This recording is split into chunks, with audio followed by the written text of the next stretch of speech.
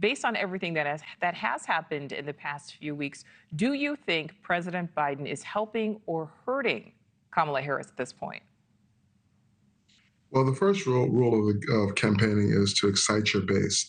And so I think having President Biden out there today, hand in hand with Vice President Harris, showing that they are together and that there are similarities, but also there are some differences between the two, was very important and a very important signal to the base. And doing this in Maryland as opposed to some other place, California or Georgia or whatever, I think was also significant. And this is really an exciting moment. And I think the real message that I take away from that is that they're not going to run away from the last 3 or 4 years, and that the polling must show that Americans like the policy. Maybe they wanted a different messenger, and that's why we're seeing what we're seeing, but America's okay with the policies. And we know that there were chants in support of the president. I'd like to listen to just a piece of those.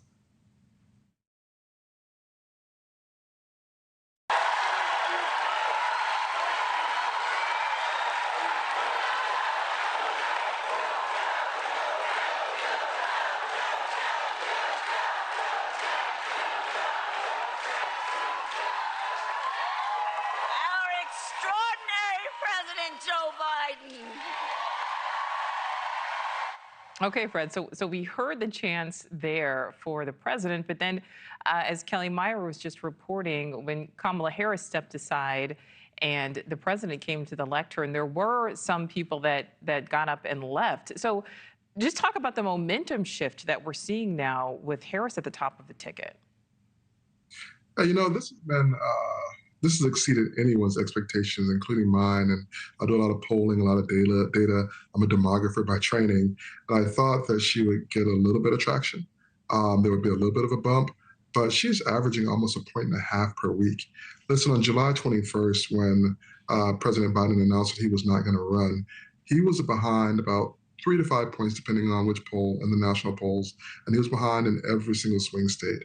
And now every poll shows that Vice President Harris is at least tied and in the swing states and ahead in most of them, and that she's tied in the national polls. And so this has just been phenomenal to see this happen. And I think today is really important because the convention starts in just a couple of days. As a matter of fact, many folks are going to descend upon Chicago in just 2 days on Saturday, with the pre-convention stuff on Monday and the convention opening on Monday. And so this was an important event, an important moment for them to be seen together before we get to the convention. And it just really, I think, underscores for Democrats, what's at hand. You have the person who defeated Donald Trump in 2020, when the person who's hoping to defeat Donald Trump in 2024 take the stage together, and it's a big moment. Yeah, and you mentioned the former president there. So we know that Harris has faced criticism for not yet taking any sort of questions from reporters. There's been no Q&A. We know that the former president is holding another press conference later, really coming up in just a few hours. Kamala Harris is supposed to be laying out kind of her economic plan. That will be coming tomorrow. The former president, though, meantime, he was talking about the economy yesterday during a rally in North Carolina. I'd like to listen to just a portion of that. So they say it's the most important subject. I'm not sure it is, but they say it's the most important. Inflation is the most important, but that's part of economy. Under Kamala Harris and crooked Joe Biden, the American dream is dead. You don't hear about the American dream anymore. It's dead. Her radical liberal policies have caused horrific inflation, decimated the middle class, and gutted the finances of millions and millions of American families. And Fred, polling shows that, Americans are extremely concerned about the economy. How important is the messaging on this topic from both sides? I think the messaging is very important, but equally, if not more important, is the messenger.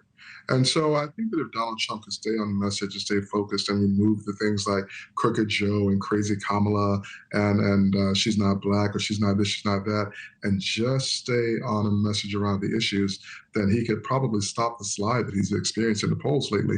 But that doesn't really seem to be who he is and what he has demonstrated his ability to do.